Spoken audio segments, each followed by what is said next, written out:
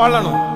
ஆனா அத சிலர் இருக்கிறத கோட்டை விட்டுட்டு பறக்கிறதுக்காக ஆசைப்படுவாங்கன்னு சொல்றாங்க பாருங்களேன். அந்த மாதிரி நம்ம நிறைய பேர் நம்மளை அழிச்சுக்கிட்டோம், நம்முடைய சரீரத்தை அழிச்சுக்கிட்டோம், நம்முடைய சிந்தைகளை அழிச்சிட்டோம், நம்மளை பலவீனமாக்கிட்டோம், எல்லாத்தையும் நம்ம கஷ்டப்படுத்திட்டோம். ஆனா நம்ம வீடை வாங்கிட்டோம், நம்ம காரை வாங்கிட்டோம், நம்ம சுற்றி இருக்கிற ஆசீர்வாதத்தை வாங்கிட்டோம். ஆனா அதே காருக்காக தான் நம்ம கஷ்டப்பட்டோம். இப்போ ஆத்துமாவே வாழாம அந்த காருக்குள்ள உட்கார்ந்து நீங்க பிரயாணம் பண்ணி என்ன பிரயோஜனம்னு நினைக்கிறீங்க?